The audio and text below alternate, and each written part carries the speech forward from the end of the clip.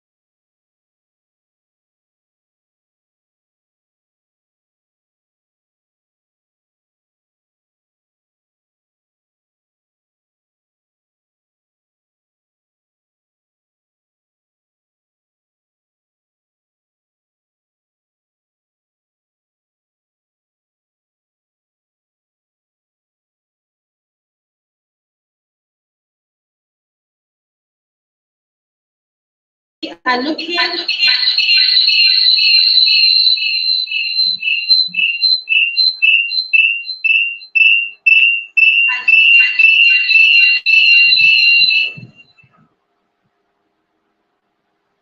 Once again, we are looking at the topic, how can education make Nigeria safe? We are looking at the topic, how can education make Nigeria safe and developed? So we will be looking at education. What exactly is education? How has education influenced us as a nation in terms of insecurity and development? And we will go further to look at the different types of education we have and how effective this can be. So once again, what is education? Education, we say, is a process of acquiring knowledge, skill, value, belief, and habits. It's a long life journey that empowers individuals to understand the world around them, develop critical thinking skill, and reach their full potential. And without doubt, education plays a vital role in the safety and development of any country, and Nigeria as a country is not exempted. So that is basically what education is. It has to do with skills, knowledge, beliefs, system, and values. That is being passed across, and people are being informed about certain knowledge, certain skills, and certain beliefs. We will be proceeding to look at the different types of education. But before we do that, we would love to hear from Ambassador Joshua on what he thinks about education.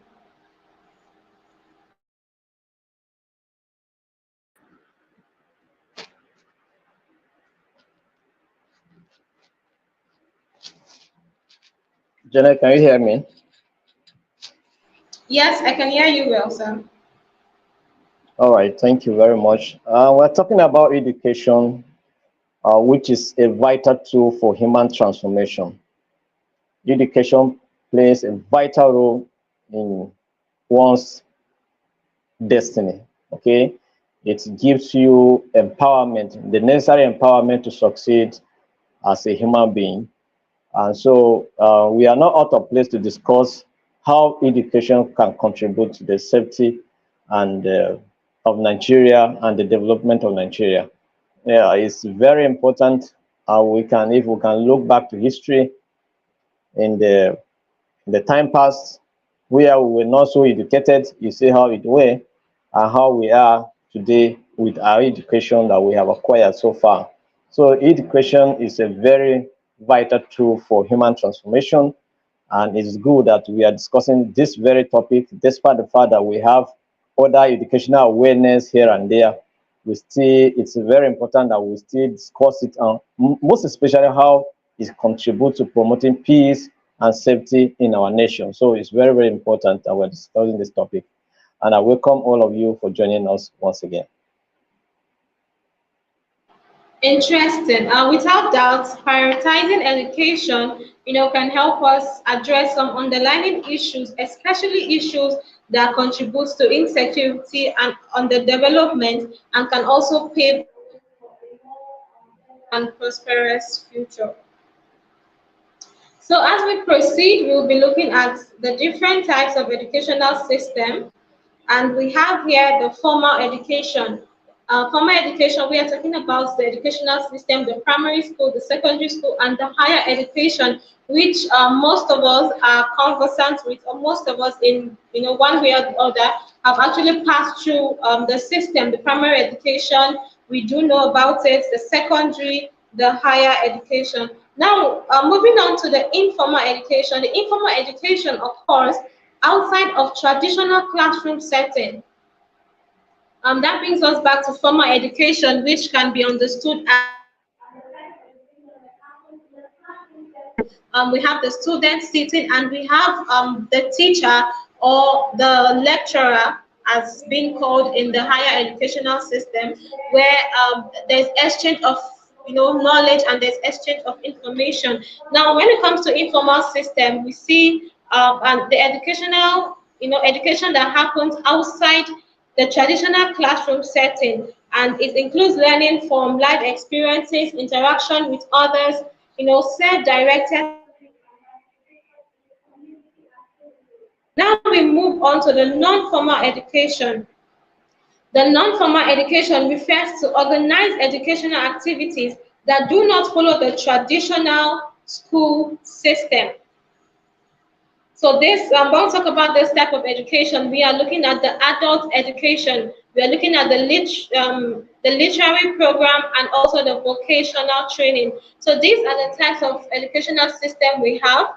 And I believe in one way or the other, we are familiar with this types of education.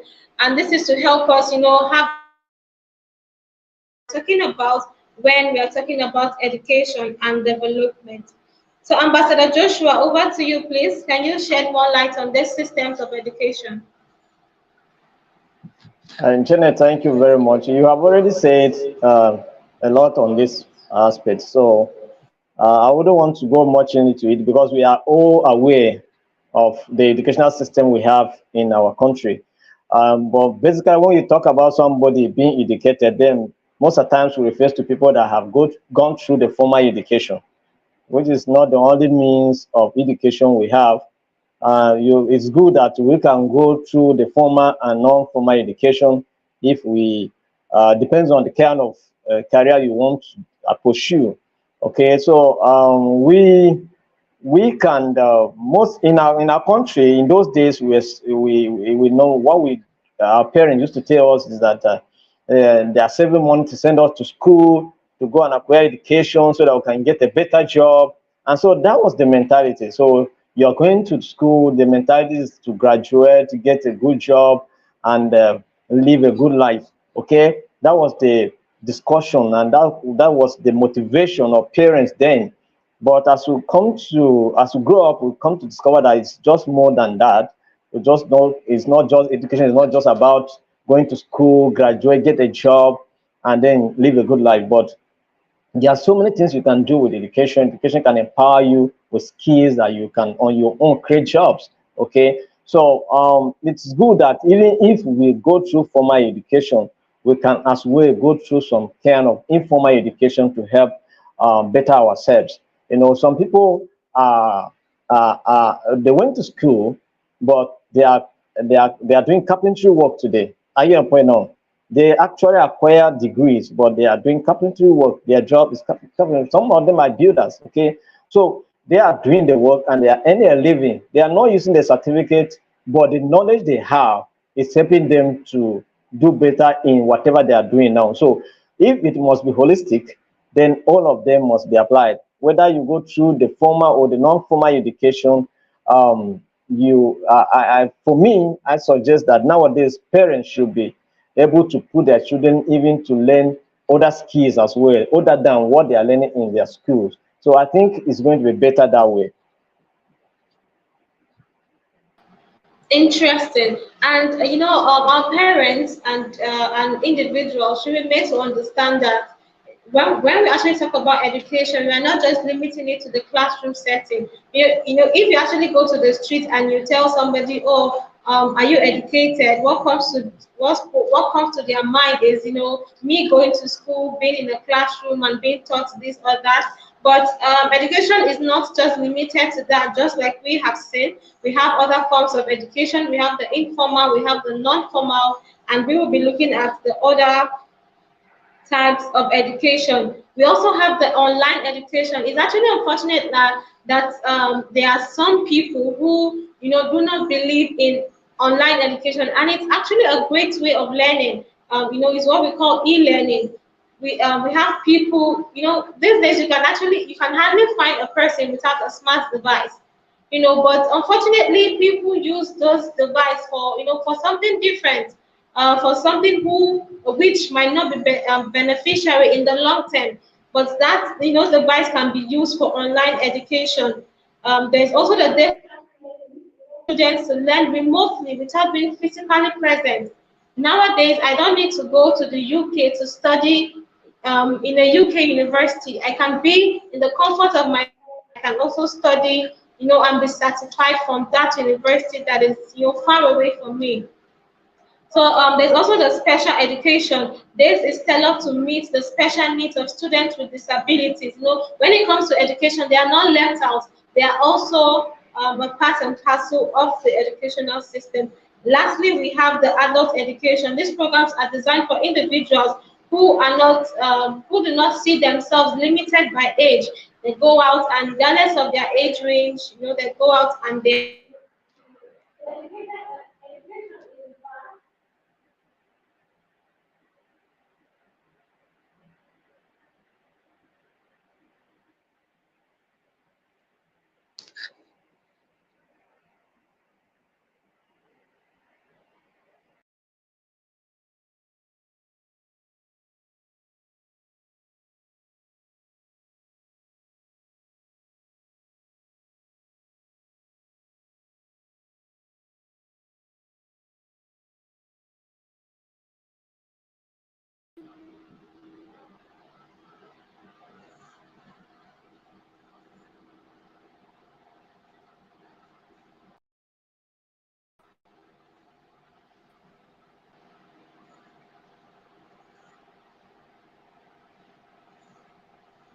So education in itself is vast and broad, and people should be made to understand the different types of education we have and how they can be effectively maximized.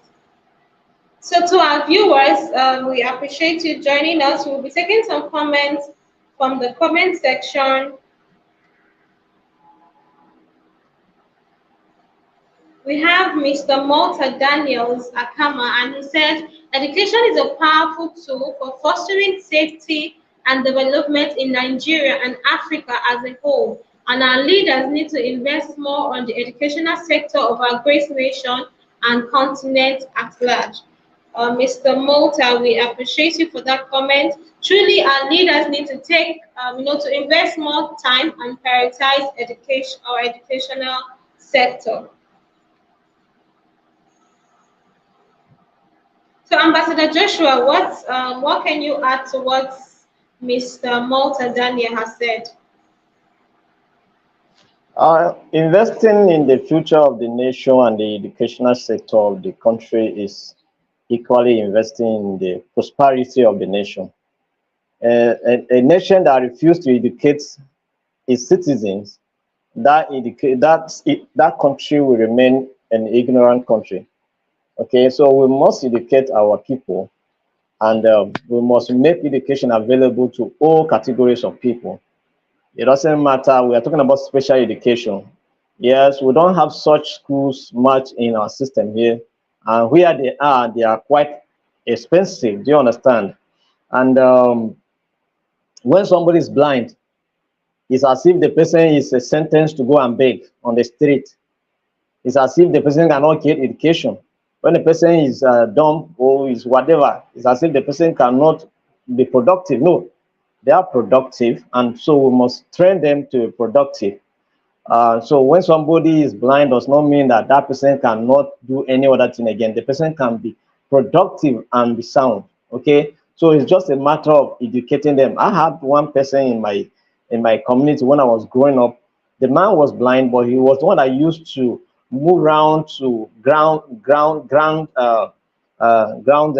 cassava for people. I get the point now. He used a machine. He was carrying one machine like that. He would grind, you know, cassava for people, and so he was productive. So if we can train people, they will be able to, even those people that have special needs, they will be able to be productive and contribute to the economic growth of this nation. And I can tell you that there are some people that are disabled, but they are either doing Okada, they are doing boat riders, they are doing so many other activities. So we need to educate them. If we educate them and train them in the right way, they will be more productive and contribute to the economic development of the nation. So our countries, our leaders must invest in training and educating the citizens of this country. So it's very, very important. Thank you very much, Ambassador Joshua Tahule, and thank you, Mr. Malta Daniels, for that comment. We'll be taking another comment from Mr. Adamu Lawan.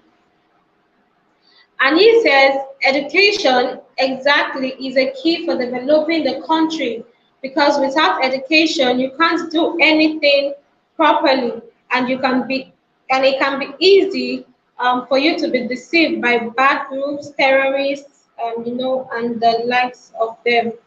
So thank you, Mr. Lawan Adamu, for that comment. Truly, in our nation, Nigeria, and the world at large, we need to prioritize education at every point in time. So as we proceed, we will be looking at why in ways in which education can contribute to making Nigeria safer and more developed. Now we are using Nigeria as a case study. We are not just limiting this conversation to Nigeria. It covers other countries in Africa and also around the globe. Around the globe. So looking at Nigeria, one of the ways education can contribute to making Nigeria safe and developed is in the reduction of poverty. Poverty has been one issue we have been struggling with as a nation. By providing education, we help to lift people out of poverty. We help to, increase the living, the standard of living of these people. Once they are educated, they'll be able to, use their hands, use their skill to create money, to create wealth for themselves, and that will help take them out of poverty. Reduced poverty levels can lead to lower crime rates and overall improved safety in the country. And that is very true. One reason people go into crimes is to get what they want. When someone cannot fend for he or herself and his family or her family, they tend to go out into crime to make sure that they are able to, meet their daily needs. And it's quite unfortunate that we see that rampant in our society, and this is because of the high level of poverty. And that is one of the problems education is supposed to solve for us as a nation. Ambassador Joshua, over to you. Thank you very much, Janet. Education has a lot to do in poverty reduction.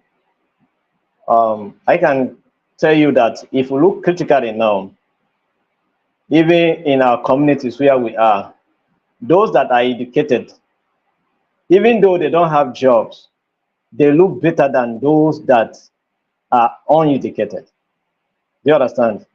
That is, but let me talk about the Western education. Let me talk about the formal education, for instance. Now, the people that get formal education, whether employed or not employed, they stand a better chance to, survive and then live above the poverty line. Do you understand?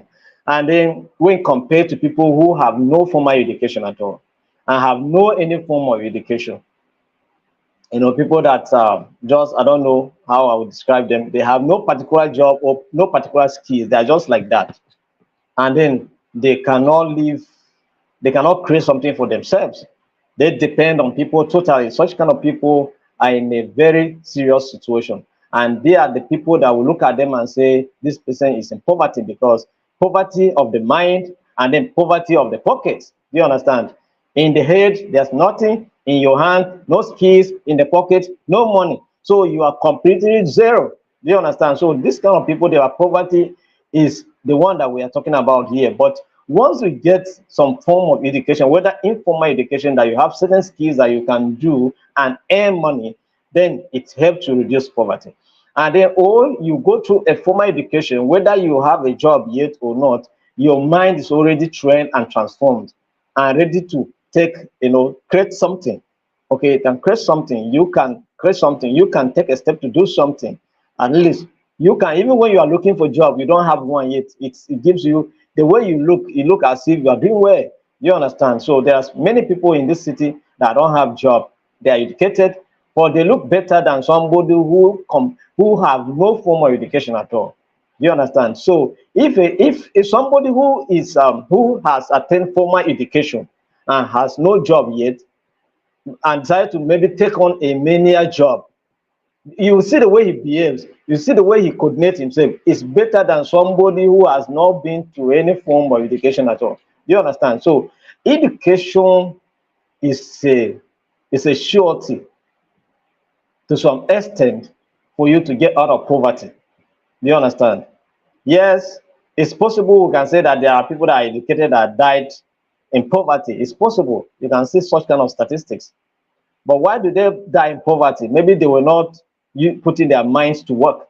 They were not putting their skills to work. So that's it. So, and another aspect that we need to consider is the kind of education we are even receiving now. Education that cannot create anything should be reconsidered. When people go to school and come out, they should be able to engage. They should be able to engage their hands and do something productive. They should be able to create jobs. Okay. Now we are in the age of technology. People should be able to create jobs. People should be able to be skillful and do something to be able to, live out of poverty. So this is what we're talking about. So education is a powerful tool to overcome poverty. It doesn't matter whether you come from a family where is poverty stricken, you can still rise to the occasion to live above poverty and even bring some of your people out of poverty as well as a result of education. Okay, so education is a powerful tool that guarantees poverty eradication. Interesting. I totally agree with you, Ambassador Joshua. And I actually love, when you make mention of poverty of the mind. And most times people think, oh, education is just supposed to, teach you on how to get a job, how to go out, get a skill, and then change your economic situation. But they do forget that there's something called the poverty of the mind, and that is one thing education should do. Education should help transform the individual, especially the mind of the individual, the action of that individual. So education is all around. It's supposed to touch every facet of an individual's life. So as we proceed, we'll be looking at another way education can contribute to making our nation, Nigeria, and the world at large a safer and a more developed place. It's through the empowerment of individuals. Education empowers people by giving them the ability to make informed decisions about their lives. Individuals are empowered, to participate in the development of their communities and contribute positively to society. And you during your talk earlier, you made mention of how you can differentiate between someone who is educated and someone who has not gotten any form of education. And I totally agree with that. Someone who is educated knows that he, as a part and parcel of a society, is supposed to positively add to that society. He is not supposed to, go out to cause confusion or crisis, but he should contribute positively to the development of that society. And that is what we as a nation desire. We desire development. We desire that the citizens contribute positively to the society. And I think that is the major reason why we have education, to empower individuals to see themselves, as assets and not as liabilities to their society. So we would love to hear from you, Ambassador, about this. Yes, no doubt education empower individuals. And why is it that what kind of empowerment are we talking about here? The empowerment to be able to take decisions that affect your life and your destiny. That is the empowerment to be able to hold leaders accountable when they fail to do what they ought to do. The reason why we are suffering in this country so much is also lack of education, because inability to hold our leaders accountable. So when people are not educated, how can they be empowered to hold the leaders accountable? And that's what's happening currently. And like somebody said in the Mr. Lawan, the way what he said, the people are easily deceived. Do you understand? Sometimes you have one person that is educated but is using that education in a wrong way to manipulate people. Take, for instance, the issue of Boko Haram, for instance. The guy that was the founder of that group, he was educated. And he was using that education in the wrong way, manipulate people. I get a point now. And recruit them because they were not educated. So he was maybe giving them some certain stipends and then manipulating them and using them. Okay, that's what the disaster that illiteracy can contribute. Do you understand? And the inability to also hold our leaders accountable. Once a leader comes to his constituency and then come with flashy cars and then it's giving some people change, take 1,000, take 2,000, take 10,000, oh, take a canapé, take a bike, and then we feel that is all that we need to. Whatever happens, we don't care again. No any form of accountability, because the people are not empowered enough to be able to hold their leaders accountable. In other societies where education is rampant and citizens are well educated, they hold their leaders accountable. Do you understand? They hold their leaders accountable for their action and inactions. But in our case here, people rally around and they begin to clap for you, even when they know too well that you are not doing anything sensible. They'll still rally around you and support you and then encourage you to continue to perpetuate what you are doing that is wrong. Do you understand? Because of lack of knowledge. You that you are educated, there's a level you can go to support a particular candidate. You, if you are supporting, for instance, a political candidate, you are supporting that kind of based on the kind of manifesto the person is bringing on board. Do you understand? So at the end of the day, if the person did not do well, you may have a choice not to vote the person again.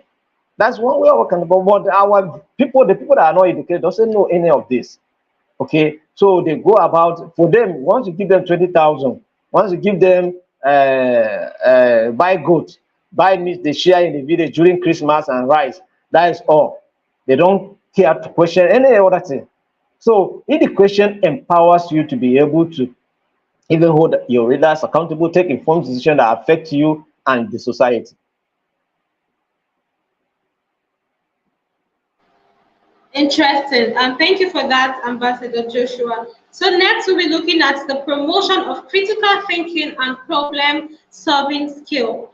A well-rounded education helps individuals develop critical thinking and problem solving skills, and these skills are essential, for addressing the complex challenges that Nigeria and the world faces, such as infrastructure development, healthcare, and governance issue. I believe we have touched on this critical thinking, and I believe for one that someone who is educated would be able to judge, a particular statement from anyone.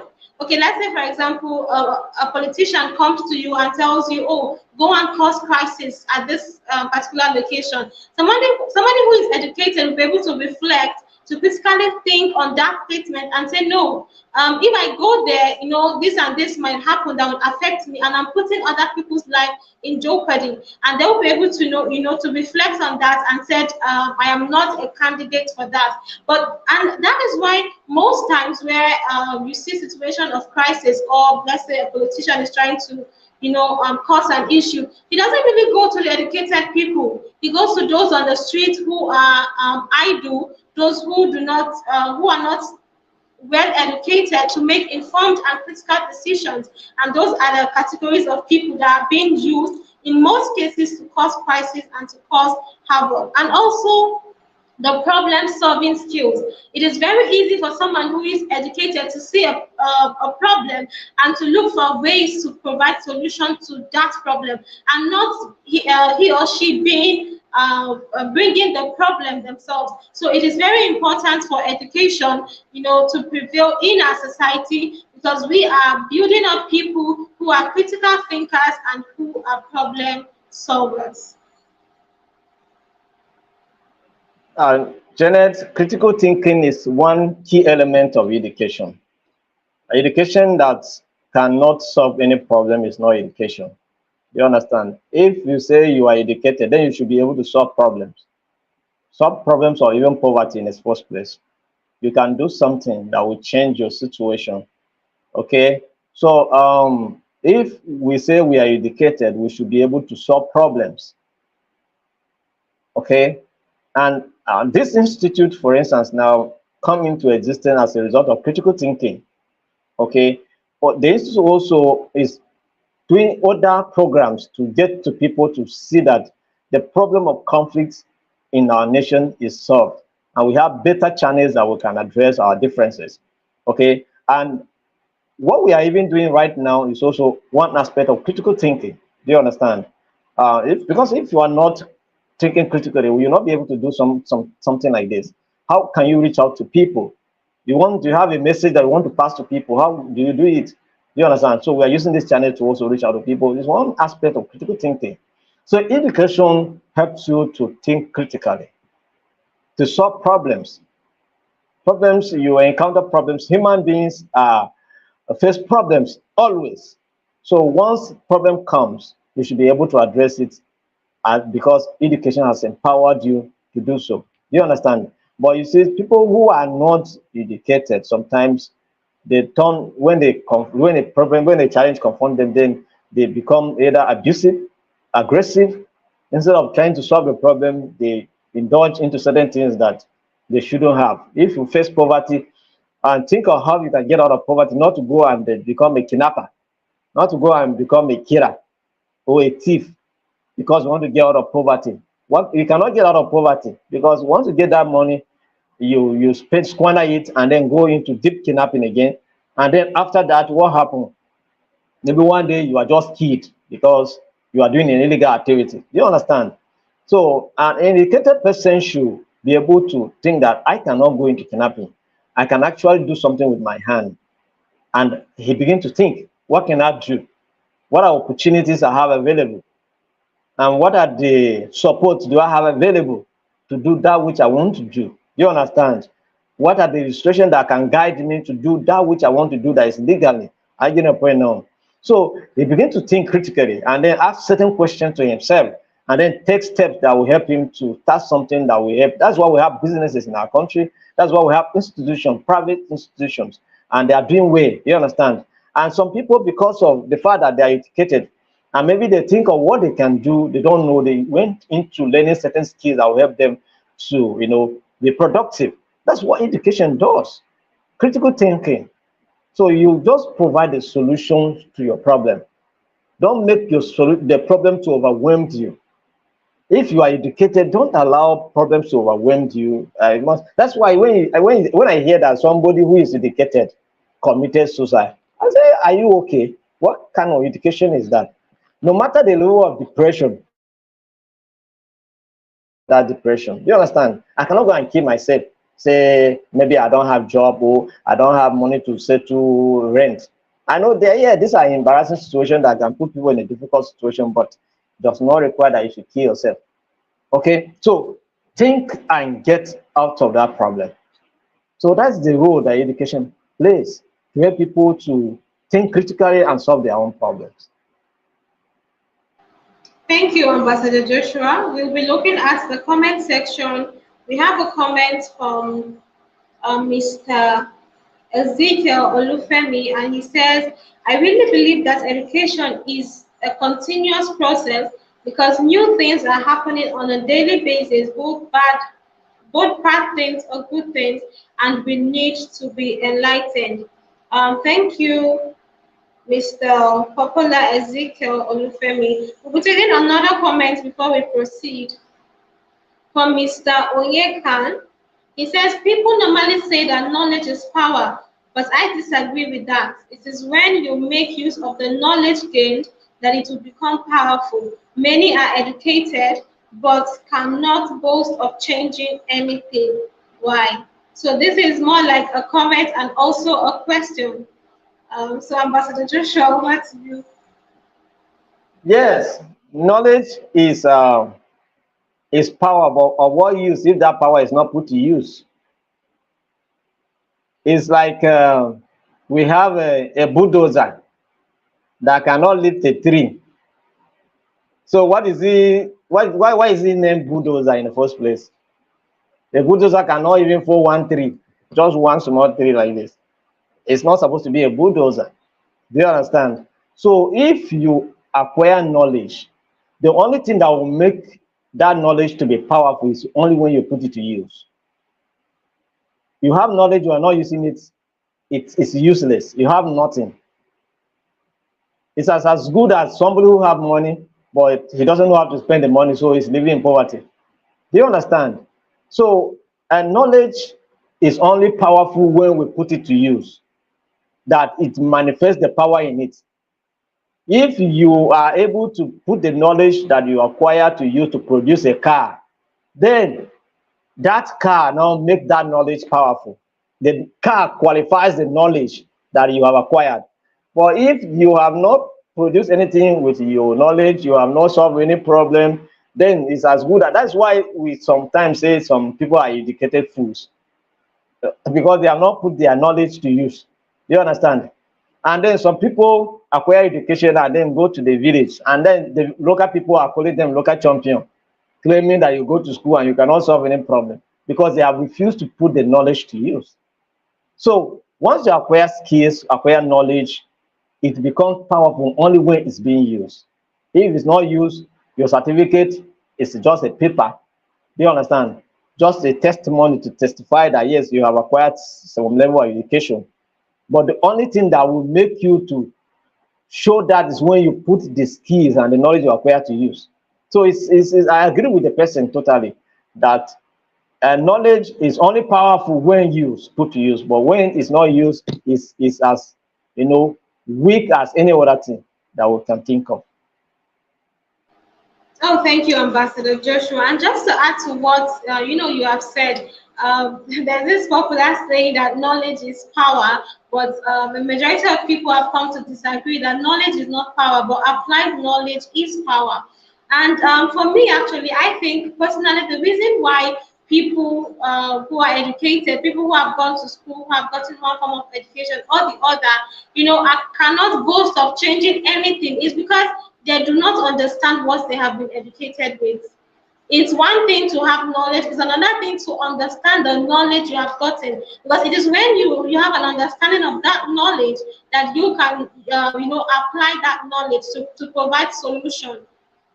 So most times people go to school with the mindset of, oh, let me just go and acquire knowledge, but they do not understand the practicality of that knowledge. They do not know that, okay, this knowledge is supposed to solve a particular problem, and they do not understand that this knowledge, should be used practically to address real life situations.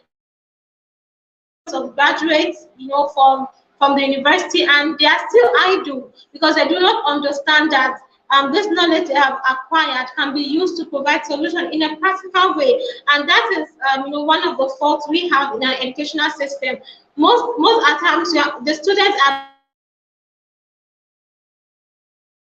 no practicality of that knowledge. So while they are being taught knowledge, and they are being given information, there should also be a practical aspect of how those information can be applied.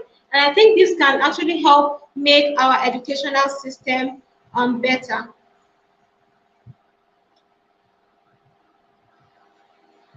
So we will be proceeding to the other forms,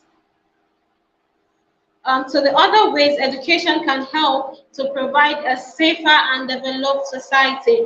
And we will be looking at the improved health care and sanitation. Education can lead to better health outcome by promoting awareness of hygiene practice, disease prevention, and access to healthcare service. A well-educated population is more likely to make informed decisions about their health and well-being. And I think that this is a very important aspect of education. Mr. Joshua would love to hear from you about this. Yes, Janet, they say um, health is wealth, right? So it's only when you are healthy that you can create wealth. So when we have a, a population that is not healthy, how can that population be functional? You understand? So it's good that we acquire some level of health education that will help us to know certain things concerning health. That will help us to live a life that will be fulfilling.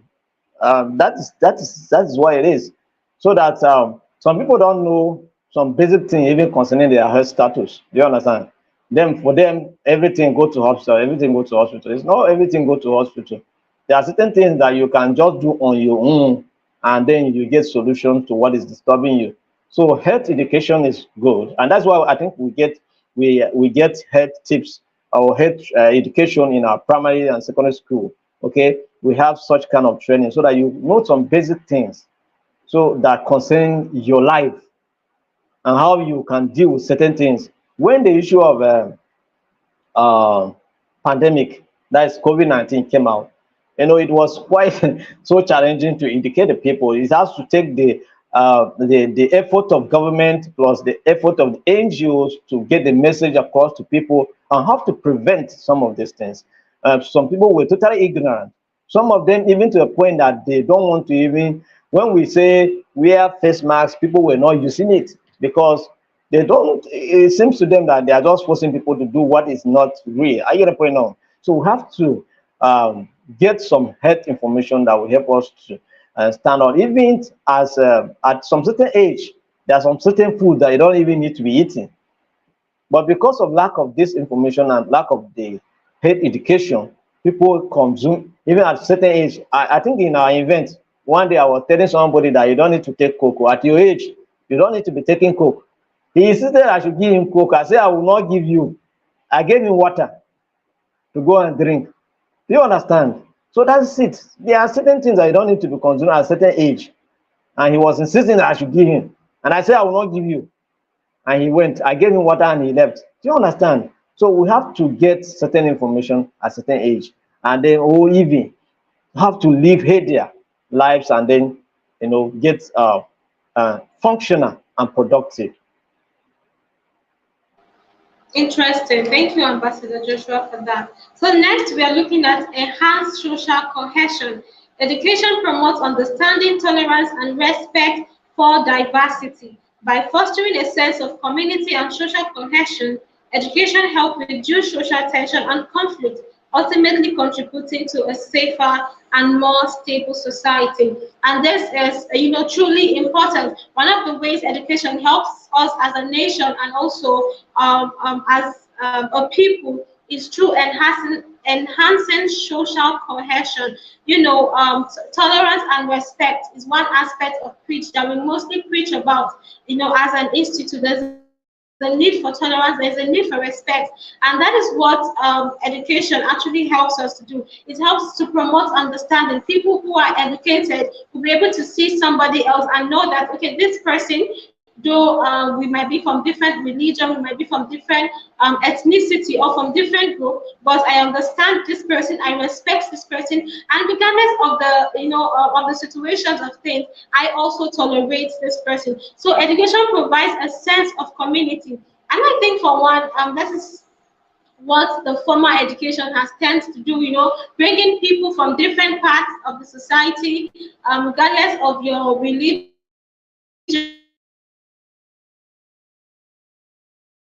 your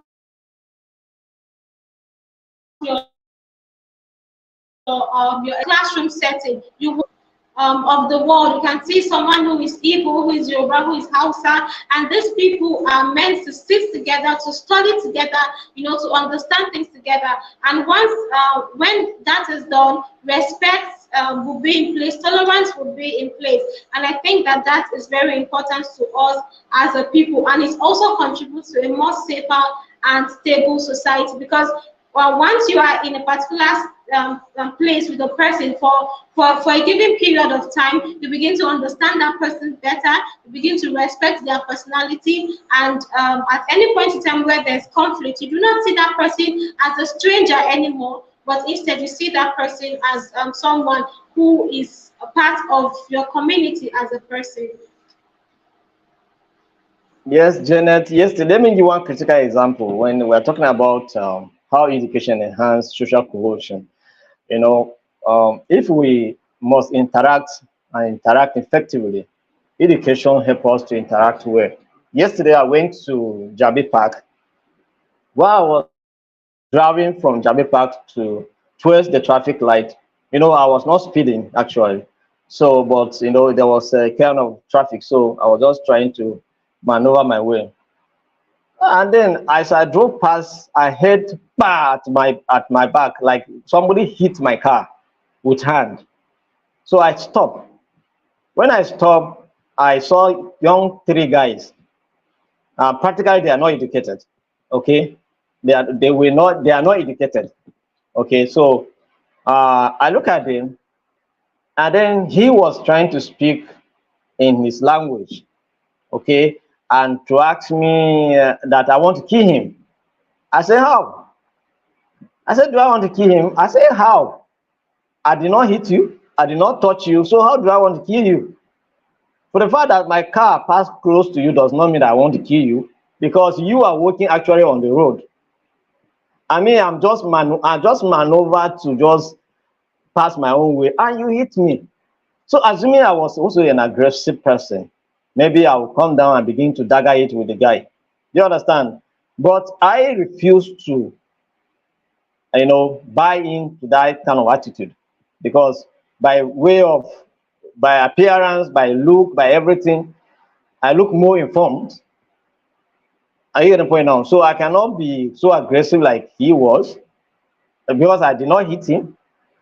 I did not touch him, but he, hit my car. So if it were someone else, maybe they will settle it there. But I refused to. And he was still cursing me, no. He said, "Thunder fire me," because I was saying, "Why did you hit my car?" Because I did not hit it. He was still accusing me that Thunder should fire me.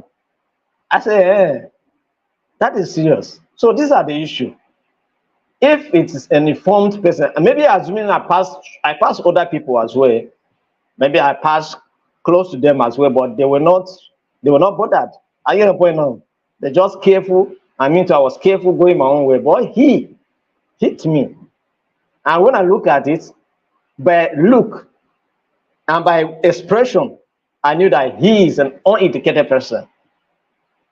In fact, the three of them that were there, they were uneducated. So I have to just drove and go my own way. You understand? So that is how it is. So, but when we are educated, there's a level to which we can behave. There's a level to which we can respond to certain issues. Even when our lives are threatened, there's a way we can respond to it. Okay? And that makes the society so beautiful. And that's why we need education, because the way and manner people respond, some of them are so aggressive, so irritated. And why are they irritated? It's because of lack of education. Some of them, when you are not able to communicate fluently with them, it becomes a problem. Do you understand? So language barrier and lack of understanding, aggression. So, but if we are educated, there's a level to which we interact and associate and then coexhibit. So it's very important, and this is one way that education is helping us. So once we are educated, it doesn't call for any form of aggression whatsoever.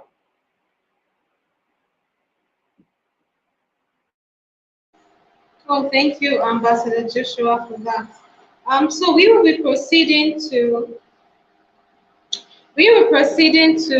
how education can help create a safer and more developed environment. And we are looking at increased innovation and technological advancement.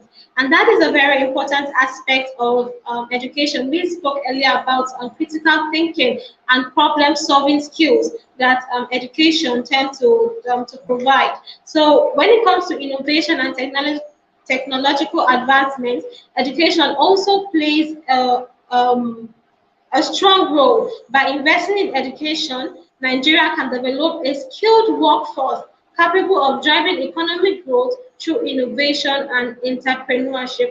And entrepreneurship, as we have seen in our society, is more rampant, and that is because of education. People are beginning to understand that, oh, I do not need to wait for the government to provide a white collar job for me. I can, with the skills I have learned, I can, apply this and be an entrepreneur. And people go out of their way and they begin to develop ideas, innovation, and technological tools to make life easy and to make life better for them as individuals and also to the society at large.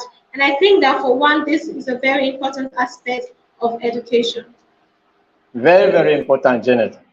Let me tell you something. Do you know that we have innovative minds in Nigeria? We have people that are so innovative, so creative. You understand? In this country, when we're talking about creativity and innovation, we have everything here. In fact, if you want it in the wrong way, they will still give you. Do you understand? And if you want it in a positive way, and the fact is that the wrong way is more pronounced because we refuse to tap in the positive aspect of innovation that is in the minds of these young people. I think the other day I was sharing with you how one guy in Benue State, he used to, do this kind of bikes. He would just carry an old bike and turn it into a very fine new bike. get some materials and then do his bikes. I get the point on. We have so many of them around, but we are refusing to invest in those guys. We are refusing to, I don't know what we are thinking. If we invest in them, they will become rich, and so what? We have just, okay, look at Innoson. As Innoson is producing cars and we are using in this country, is it bad? How many Americans will come and buy Nigerian made cars? How many Japanese will come and buy Nigerian cars? We are buying Japanese cars, we are buying American cars. They are on our street here. But see, we have one in Inewi here, just in Inewi here. How many of us are driving Nigerian made cars? Okay, so we have so many of them. The other day I was watching one video how one guy made an aircraft, I know, and then he used a remote control and he made the aircraft go about 200 meters up. I get the point now. And flies. And I was, wow. So this really is possible. But you know, nobody is empowering those guys. And that's why when the white man see this kind, the other foreign countries, when they see this kind of creative minds, they will come and harvest them and take them away. Do you understand? And so we have been losing people that have creative minds when the people that are, you know, they know what it means to invest in education. When they see them, they harvest them and take them away. China is harvesting our people in droves. Saudi Arabia, that is United Arab Emirates, they are harvesting our people in droves. America, the same thing. UK, some of them, when they go for the purpose of education, they refuse to come back. Do you understand? Some of them working here in Nigeria have opportunity to go and do advanced studies in maybe UK, America. After the completion of the program, they say they are not coming back. I get a point now. So these are some of the issues. And even we need to encourage people, those that are creative, those that are innovative, empower them so that they can, you know, and by so doing, government can decide to partner. Do you understand? This because this is something that government, maybe they are afraid. Okay, you empower somebody and then the person becomes so powerful and becomes so wealthy and then so many. So what? You don't want a kingdom that does not have just have one king. That kingdom can fail anytime. Okay, so but a kingdom that has so many kings, it will be very, very difficult for that kingdom to be overtaken. I get a point now. So if we have people that are innovative, government can decide to partner with them. Okay, let's partner. You have the skills, I have the resources. Okay, so now that you have the skills and the ideas, me, I have the resources, and but because me, I have so much responsibility, that's a government, I have so much responsibility, I have to create jobs, I have to generate revenue. Do you understand? And then pay salaries and do other projects. So let's engage. Okay, I will buy the materials, I will provide the finance, I will provide the enabling environment for you to operate. Then when we operate and produce, okay, let's say we produce 1,000 bytes and we sell them. So whatever we generate, you as an individual who come with your skills, take 15%, give me 85%, because I'm the one that I brought the money, I brought the resources, I also bring people that are working with you to help you do the work, and I have to pay them salary, and then I have to also generate revenue and do other projects, infrastructure, to also help you to always produce in mass. Okay, so you take 15%, me, I will take government, I will take 85%. Okay, and then you start from there. Before you know it, so if we say like 1 million bytes, you can imagine how much it will be. 15% of one of that amount. I get a point now. So this person will also be succeeding, government will be succeeding and be empowering people and creating jobs. But we don't want to do it. Somebody have skills and you refuse to encourage him. These cars that we buy, they owned by individuals. Individual companies produce them. Are you talking about Tesla? I get a point now. It's not individual that owns them. Are you talking about Ford vehicle? It's not Ford companies. It's not an individual that owns them. And we are driving those cars here. So why can't we empower our people to produce them? And then make our economy so competitive. So this is what our leaders should do, invest in education. But you know what, Janet? Now, what is happening is that the budget for education in our country is lower than the budget for the one that is meant for military. And the arms, the ammo tanks, and the vehicles we are buying, where are we buying them? Are we buying them from Innoson? Are we buying them from the other company in Lagos or the other one in Kaduna? No, we're not buying them. We are buying them from foreign companies. I get a point now. The arms we are buying, everything we are buying is from foreign countries. Which company in Nigeria is specialized in producing of guns here? Which company is being licensed to produce guns in this country? Do you understand? So why budget over $1 trillion for the military and then budget just some hundreds of billions just for education? It doesn't make sense. So you can say our priority, right?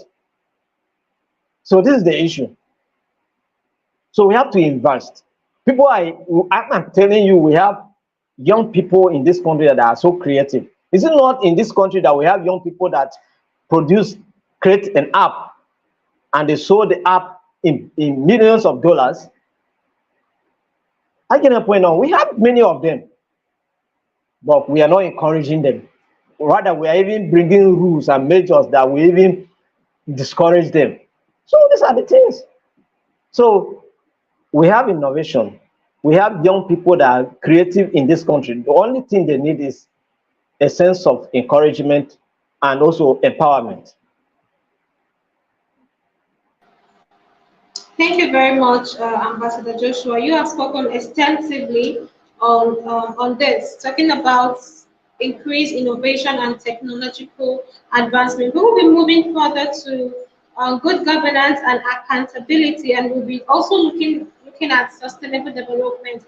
And you made mention of this earlier. You said a person who is educated will be able to, make more informed choices when it comes to governance, and he or she will be able to hold their leaders accountable. And I think that for one, that is something we lack as a nation and as a people.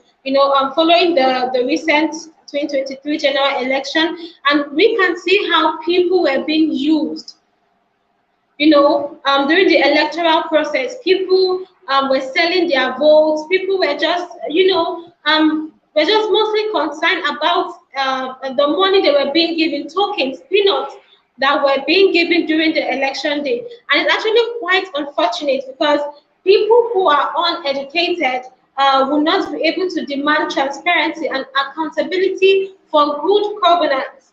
Education helps the electorate to make more informed choices, more informed decisions when it comes to electoral process. I was actually fortunate for once to be an official in an election, and it was just quite sad that you would see people coming to vote and they're asking you, oh, where are they sharing money?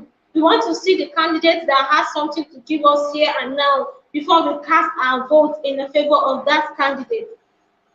And there will always be situations where a candidate or maybe the agent of one candidate will come out and say, oh, take this 50 naira, take this 100 naira, take this 200, and make sure that as you are casting your vote, it will be in our favor.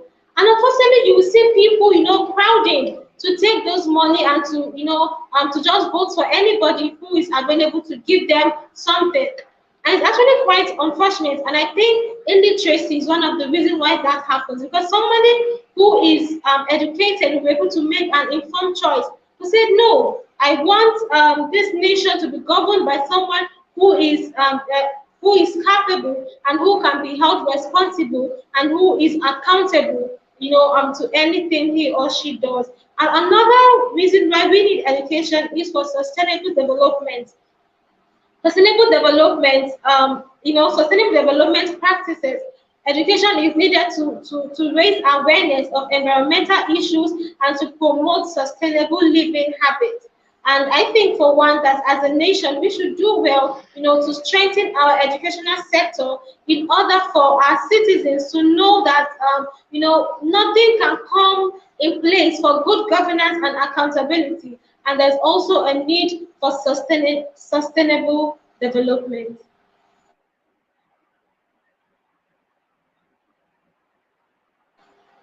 Ambassador Joshua, over to you.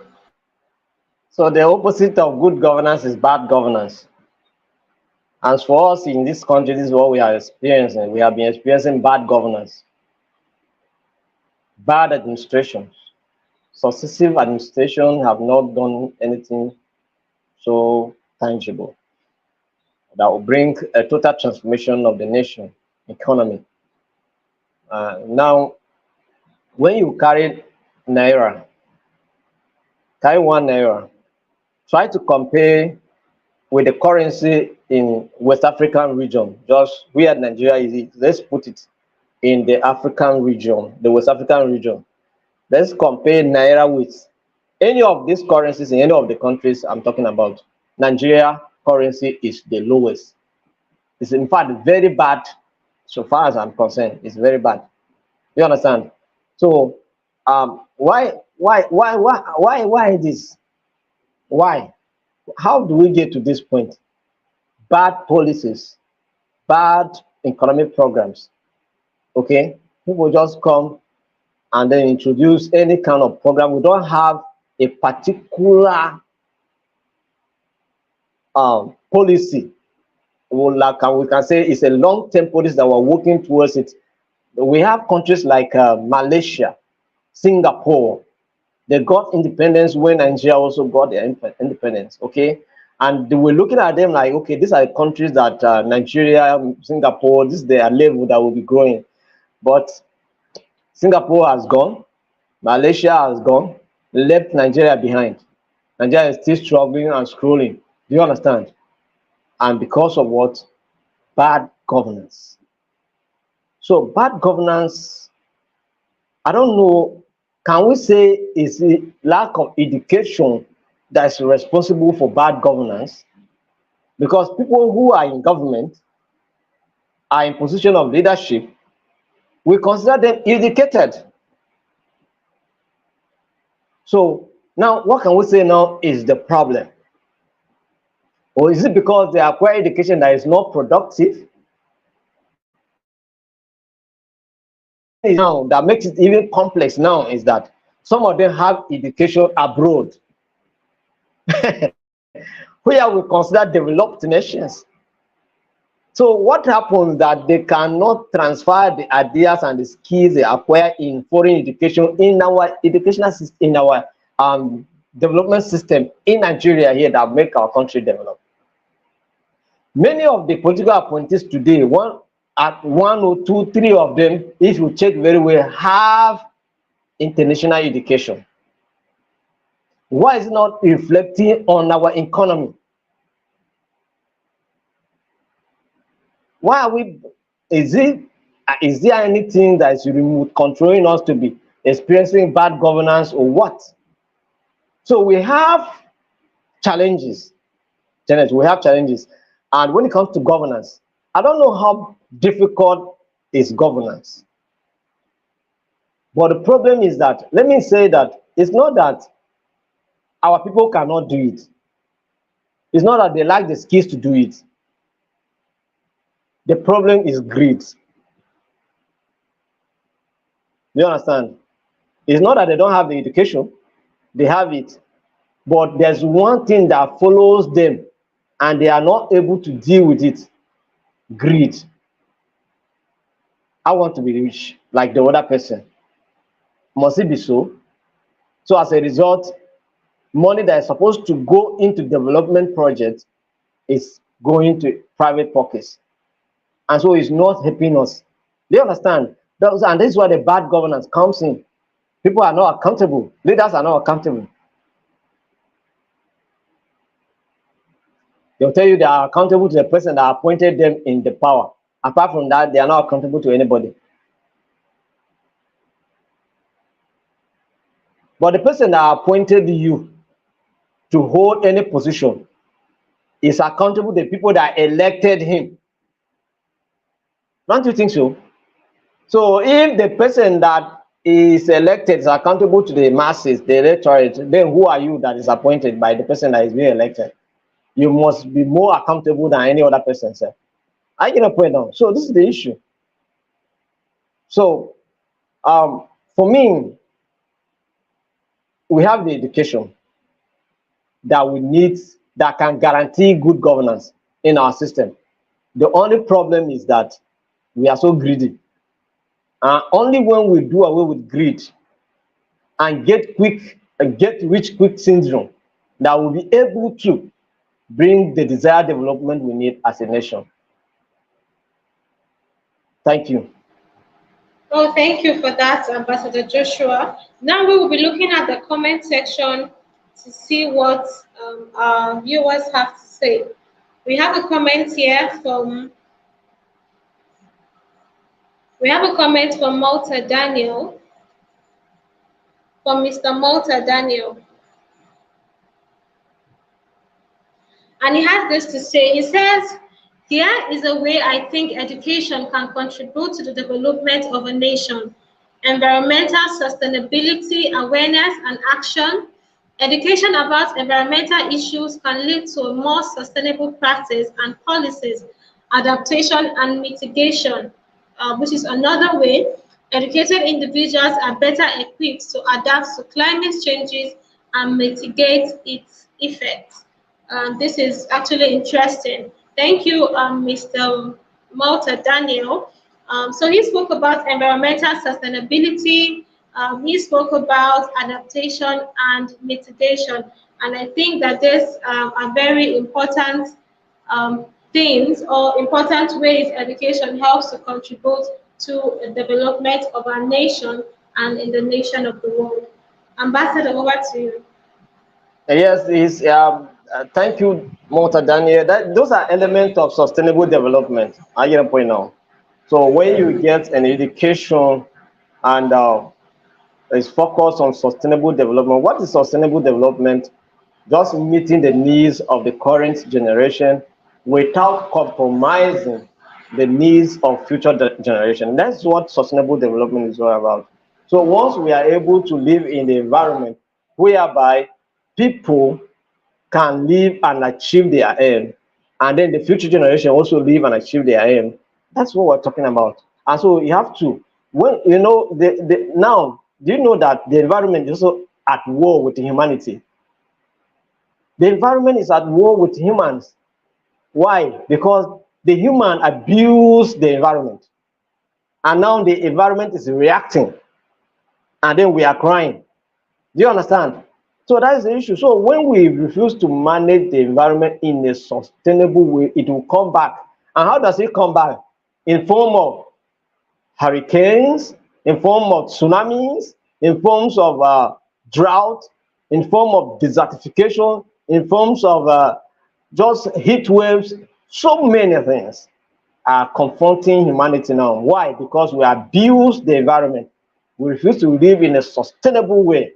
And now that's why we are clamoring and all this Paris Agreement on climate change and all of that and climate actions. Now countries are not even willing to contribute to make this thing a reality anymore.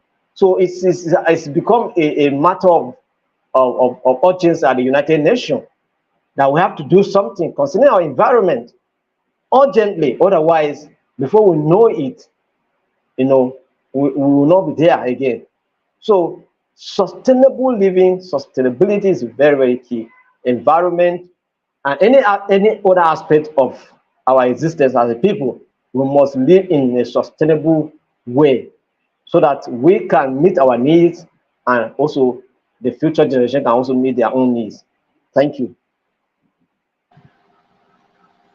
Thank you very much, Ambassador Joshua. So we will be proceeding now, and thank you, Mr. Malta, for that beautiful contribution. We will be looking at how illiteracy is contributing to insecurity and underdevelopment in Nigeria, and we will be looking at the ways which that happens.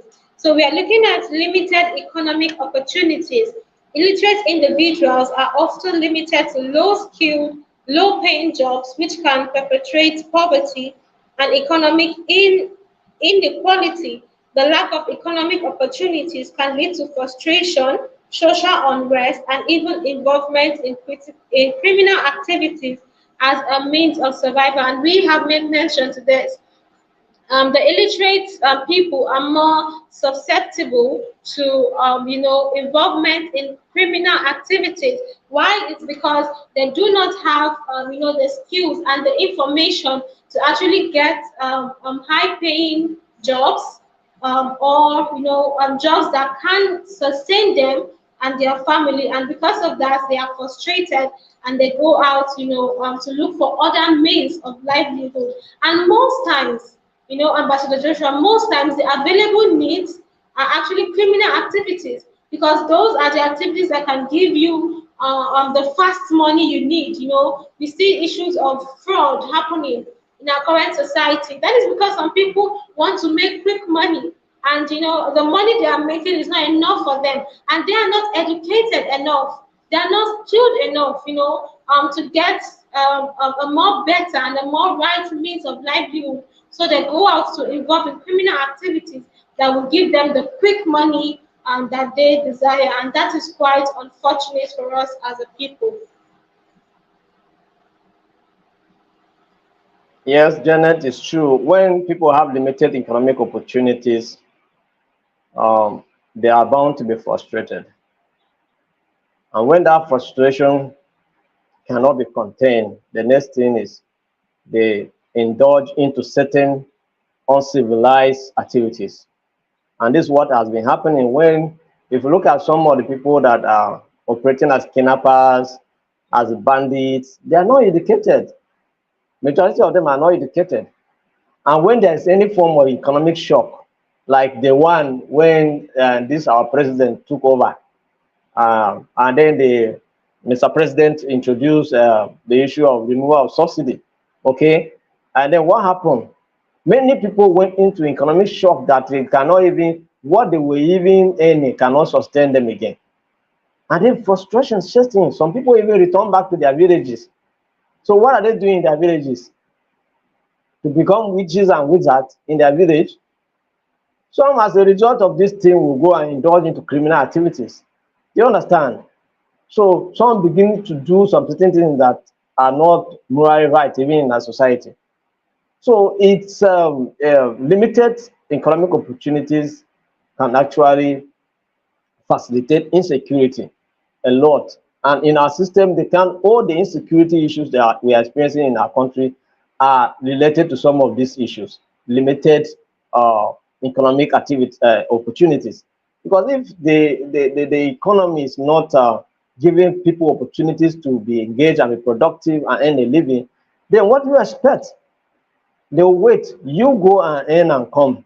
They'll come and collect it from you in the way they can do it. But that's not the way to move. I can tell you that there are some other countries like Iceland. Iceland is regarded as the most peaceful nation in the world. Why? There's equal distribution of resources. Okay, that people have something, when it comes to equal distribution of resources, we have equity. Equity is also part of it. Okay, so now in Iceland, it's been for decades now.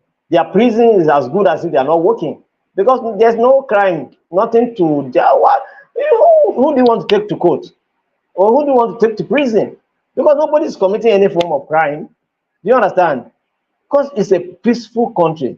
Why? Because resources are being equally distributed. But in our system where there's inequality, economic inequalities, Janet, what do you expect? That there should not be kidnapping? That is a miracle. If that happens, it's a miracle. Because people must survive.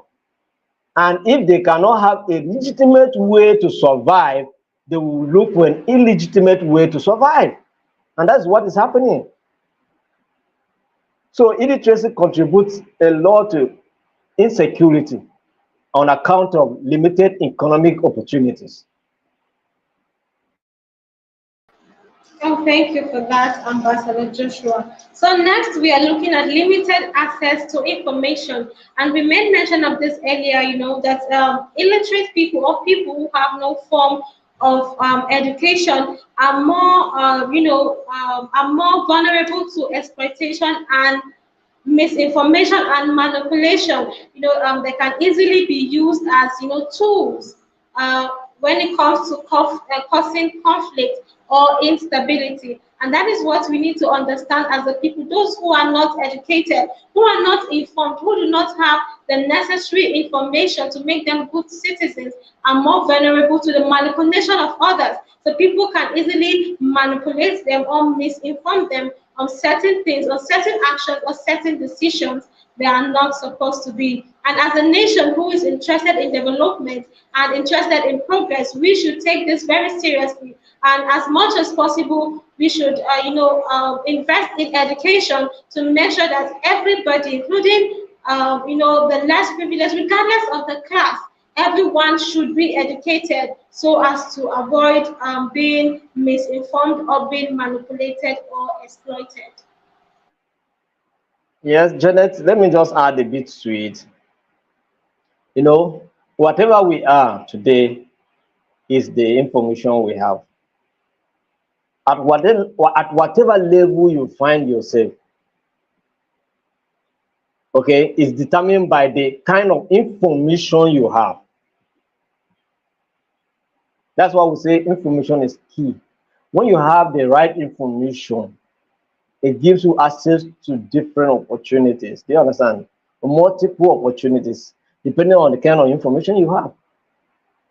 We are here on account of the information we have.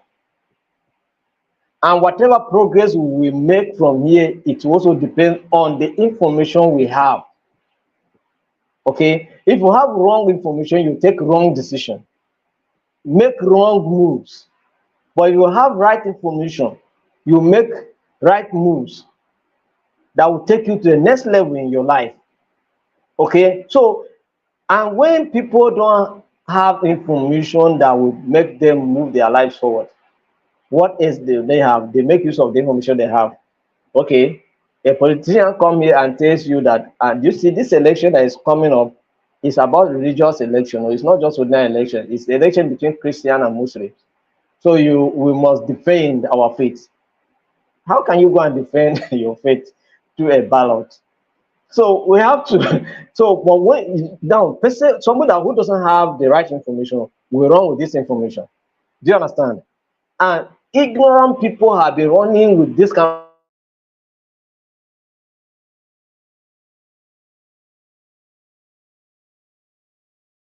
of them. Okay, the information was not meant for their good. They meant to create destabilization so that the elite will ride on it and step back into power. I cannot point now. So that's what it means. So, but the information you have can make you to judge whether what this person is telling you is true or it's a false. Do you understand? Because me, for one, you cannot come and influence me on account of that. And if in any way I'm influenced based on my own conviction. Do you understand? So that's what it should be. So information is key. Very important. If you have the right information, you move forward. If you have wrong information, you will just move in the wrong direction. And that is just it. Interesting. So next we are looking at reduced civic participation. Illiteracy can hinder individuals from actively participating in the democratic process, such as voting and engaging in advocacy. We have made mention of that earlier. We're moving on to vulnerability to exploitation. Just like we have said and we have been repeating, illiteracy can lead to exploitation. People who are illiterate, who are not informed, are easily exploited than those who are duly educated and informed. We also have the limited healthcare access. Illiteracy can lead to limited understanding of health information, preventive measures, and access to healthcare service. We also made mention of that earlier. We have the social exclusion. Those who are not educated, in most cases, do not have what to offer to the society, and in such situations, they are being excluded. No one will want to include somebody who is not positively adding to a cause. Either way, so the exclusion can further exacerbate inequalities and contributes to social tensions and conflict. So those who are not educated or who feel like they are being exempted and not excluded uh, when it comes to issues that affect the society tends to, create conflict. It can lead to social unrest, social tension, and can lead to conflict in the long run. We also have the lack of critical thinking skills. Illiteracy can hinder the development of critical thinking skills and the ability to analyze information critically. We mentioned this earlier. We also have the intergenerational cycle of poverty. Poverty was the first issue we treated when we started. Illiteracy tends to perpetuate poverty across generations. As illiterate people are less likely to provide for themselves and also their children. So once this happens, you see a generation of people who are not educated and who are in poverty because no one has been able to break forth to get the necessary education that is needed to break them out of poverty. And I think that these are the ways illiteracy can help to cause conflict, can help to cause underdevelopment and issues in a particular society. Before we proceed, we will take comments from the comment section. So we'll be looking at Mr. Jeremiah's comment concerning this, and he says illiteracy hampers communication, leading to misunderstandings and conflicts. Without basic literacy, people struggle to access information and engage in dialogue. Promoting literacy is key to fostering effective communication, empathy, and peace. How can we bridge this gap and build harmonious communities? So, Ambassador Joshua, over to you as we conclude on the ways illiteracy affects us as a nation, and Mr. Jeremiah's question on bridging the gap and building a harmonious community. And the best way we can bridge the gap, Janet, is the best way is to invest in education. Yes, we are putting money in education. Billions of nairas have been allocated, but let these billions of nairas reflect on the education sector, because so far as I'm concerned, it's not reflecting. And we are asking a question, where is the money going? Okay, that the lecturers are on strike. Public primary schools are dead and gone and forgotten.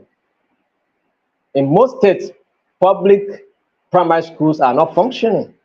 In most states, primary education is what private education is what is happening. Okay, private primary schools is what we are experiencing, even secondary school.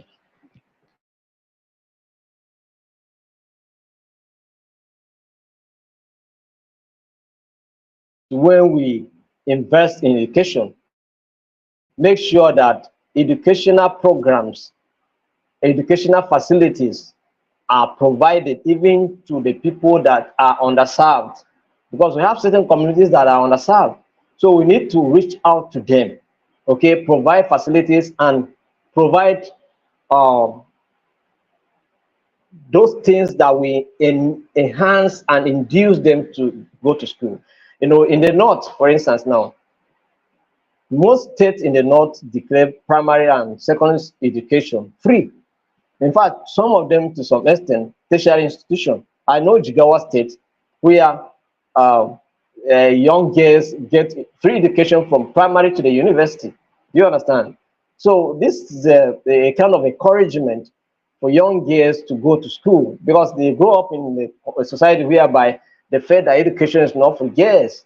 Girls should just go and marry and then give birth to children and forget it, and depends on their husbands. Okay, but the Jigawa state government is saying no, it shouldn't be so. In as much as we have other religious factors limiting the effort of this state government, we still believe that with time, because those girls that have gone to school, you see them, they are doing well, they speak good English, they interact with people in a very cordial manner. So this is how it's supposed to be. We're talking about social cohesion, education, how education facilitates social cohesion, okay? And then education also, and lack of education also facilitate what? Exclusion. So those that are educated, you see them, they interact with people It doesn't matter where you come from, they can interact with you friendly and neutrally. I get in. But those that are not educated, they are even afraid to talk to you. They are afraid to even approach you. Do you understand? They are even afraid to confront you where they need to confront you. So this is what it means. So we can bridge this gap by investing in education and also reaching out to the underserved, those communities where they lack facilities, education facilities, we reach out to them. And then the public education should be made to be functional. Let the public education in Nigeria compete with the private education. But the problem is that some of these public office holders are the ones owning private schools. So how can we resolve some of these problems? Do you understand? So that's why the issue of accountability is very important. And that's why um in our country here we have policies whereby they say if you are a civil servant you should not own a business. All right, yes, the only business you are permitted to own is a farming a farm business. Okay, so but yes, that's fine, but with this policy on ground, has this policy been implemented? Because I have people in public institutions. Okay, on recent I saw here EFCC, confiscate some of the properties owned by someone when he was a public servant and university built some certain things, and then they just take them and handed them over to the government.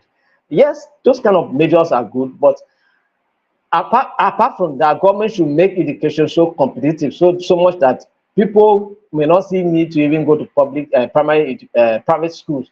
Okay, because if you can get it in public educations, because we have quality lecturers, quality teachers, and so if we can also try to also provide educational training for our teachers and make them to be also productive like those in the sector, then education can be competitive, and then we'll have access to education so that people will not be saying, I don't have money to go and pay my child in a private, put my child in a private schools.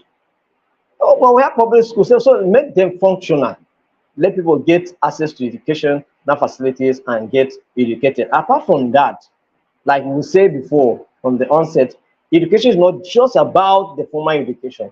If you cannot send your child to a formal education, let that child go to an informal education or a non-formal education and acquire skills and be productive in life. So these are the ways we can be able to bridge the gap. Thank you very much, Ambassador Joshua, and thank you, Mr. Jeremiah Peters, for that beautiful comment. So, because of time, we will quickly proceed to we will be looking at strategies to improve education and ensure access to quality learning opportunities in Nigeria. And we'll be looking at a few of them. I'll just quickly brush through. We have increased investment in education. There's a need for increased investment in education. Education is one sector that is very important and that should be invested in. We have enhanced teacher training and support. Our teachers should be supported and should be trained, and their welfare too should also be a priority. We also have the expand access to education. And just like you mentioned, Ambassador Joshua, deep down in the north and the northern states of our nation, it is generally believed that the educational system there is not encouraging.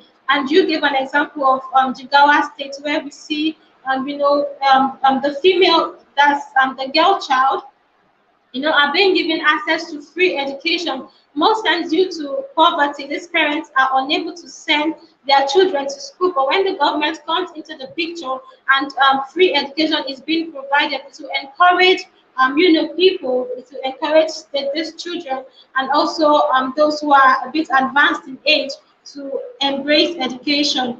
We also have one of the strategies to improve education is to promote inclusive education. Nigerians should strive to create an inclusive education system that accommodates the needs of all learners, including those with disability and special abilities. And I think for one as a nation, we need to pay attention to that. Gone are the days where people feel like, oh, if you have a special need or you are disabled, then you are not wanted, or the society has no business with you. But that is not the case in our present situation. There's need for inclusive education. Those with special needs, those with special abilities should be included in the educational process and should be given educational opportunities. We also have revised and improved the curriculum. And I think for one, this is very important. And I also saw a comment from one of our audience who was talking about, the poor curriculum system. And I think that we should look into it as a nation and as a people. Most people believe that the curriculum are outdated and they do not address the present need of our society. People go to school and then they are being taught things that are not practically applicable in the society. So there's need for the curriculum to be improved and to be revisited. We also have the leverage on technology for education. There's need to leverage technology, to enhance education, promoting of adult education and lifelong lesson, lifelong learning. So people should not be limited to education based on age. There are people who actually feel like, oh, I have passed this particular age and I can no longer be involved in education. No, education is a continuous process and should be that even for the adults. We also have one of the strategies is to strengthen partnership with stakeholders, collaboration with government agencies and non-governmental organizations. Should be put in place and resources should be provided to ensure that there is support for educational initiatives in Nigeria. And lastly, we are looking at one of the strategies, which is to monitor and evaluate the education outcome. Establishing robust monitoring and evaluation mechanism can help track and also to identify areas for improvement and ensure that education initiatives are achieved and they are meeting their intended goals. And for one, I think these strategies will help us, to improve our educational system and to make sure that at every point in time, everyone is given the opportunity to be educated, and this in turn will help to, make our society a more developed and a more safer place to be in. So, Ambassador Joshua, as we conclude, we would love to hear from you about this topic we are looking at. This topic we are looking at, which says, how can education make Nigeria safe and developed?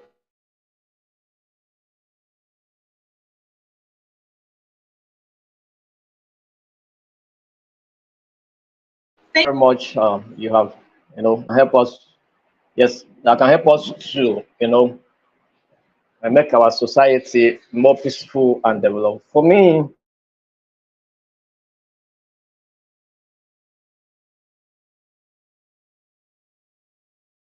in education,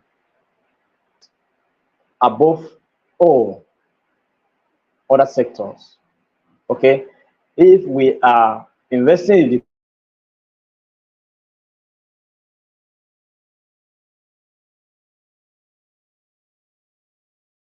then it will be beneficial for us than what we are investing in the military.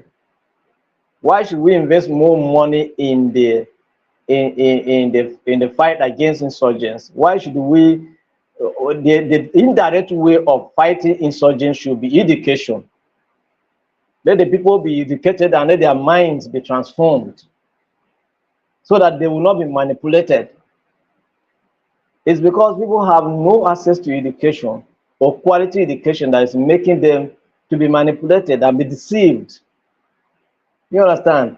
So if we educate our people, it will make our society so peaceful. Look at advanced countries. Because of their level of education, to some extent, their countries are peaceful. We are not saying that they don't have issues. They also have their own issues, but their countries are more peaceful when compared to us.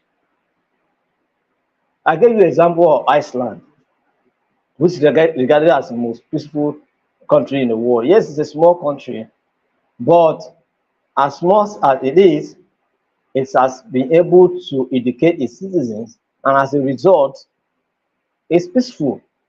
Think about, look at Switzerland. Switzerland is also peaceful. You understand? But if you go to Switzerland, see, there are military equipment here and there. You understand? Stored on the ground, but it's a peaceful nation. Do you understand? So they are not, because the people are educated and way advanced in knowledge. And then they have different ways they can earn. So there's no need someone will go and be kidnapping somebody. Where do you want to go and kidnap somebody? If you kidnap somebody now and you are arrested, what happens? What becomes of your life and your destiny? So let's put more money in education than any other sector. Okay, all this one strike, all this one primary education is not working. I school in primary, I school in public primary. That is, I school in a public primary school. Do you understand? I school in a public secondary school, although it was a missionary school, but I school in there. And then I school, because it's a missionary school, but managed by the state government. Do you understand? So I school in this public education, but today, do you know that all my children are in private schools? Because even in the capital territory here, we check if where can we put, we didn't find. Do you understand? So this is the problem.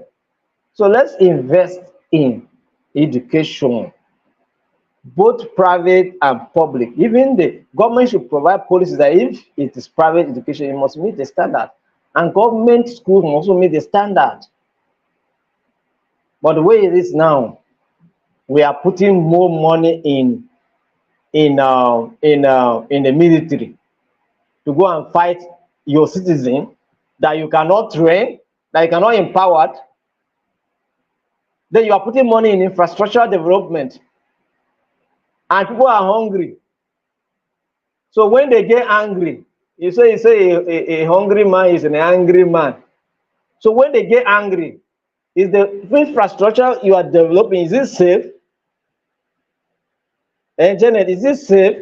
It's not safe. So that's why we must put more money in education, invest in education. So indirectly, you are dealing with, you are not reducing the issue of theft, because vandalism, you are reducing it indirectly. Otherwise, railways are not functioning. Why? All the rail lines are being removed by bandits, by vandals. I get a point now. So this is the issue. So we need to educate our people, invest more money in education than any other sector. And then if we must also invest in any other sector at all, it should be in agriculture and in health. Do you understand? These are the sectors that should be given top priorities, not military. Military is taking so much money. And the more military takes more money, it shows that it's making us to be a less developed, a less peaceful country. The more budget we are giving to the military, it's only telling the world that we are not a peaceful nation. So that's why we should reduce the budget we are giving to them and focus on investing more in education, agriculture, and in health, and in manufacturing. You understand? So this is what we need. And when you invest in education, they look at how education impacts all of these sectors that I'm talking about now. When you invest in education, you produce quality doctors and nurses. Okay? You produce quality pharmacists. When you invest in education, you produce, quality agronomists. I get a point now. So when you invest in education, you produce a manpower that is capable to produce aircrafts, manufacture cars, manufacture bikes, manufacture anything that you need to. So education is the pivot, is the central, it's like a central nervous system that controls the body system. I get a point now. So education is the one that regulates all the sectors. So we need education, we need investment in education. So one key thing government should do is invest. The private sector, there should be a private public partnership on education.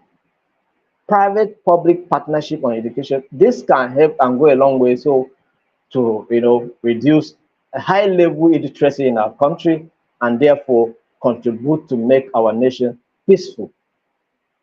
Thank you, Janet. Thank you, Ambassador Joshua, for that beautiful conclusion. But before we come to an end of today's episode, I just want to quickly take some of the comments from our viewers.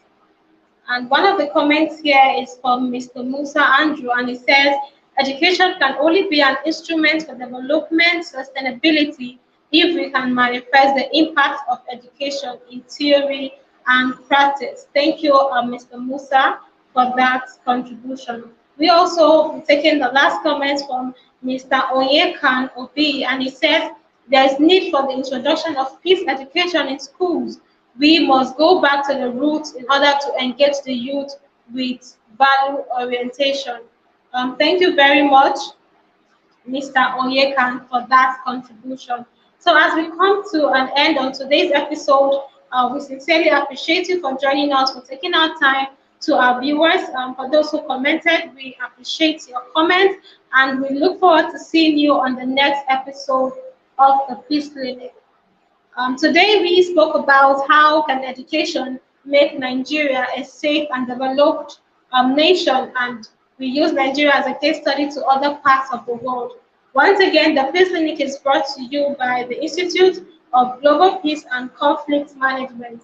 To know more about us, you can visit us on www.igpcm.com.ng, or you can contact us via mail at igpcminfo@gmail.com, or you can call us on this number +234 703 345 8730, or +234 81 41569400. You can do well to follow us on all our social media handles. We are on YouTube, on Facebook, on LinkedIn as Institute of Global Peace and Conflict Management. You can also find us on Instagram, on TikTok, and on Twitter as IGPCM. So once again, thank you for joining us, and we appreciate your time.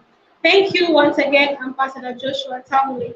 We're grateful for your contribution and for your wealth of knowledge. Thank you very much, Janet. Appreciate you.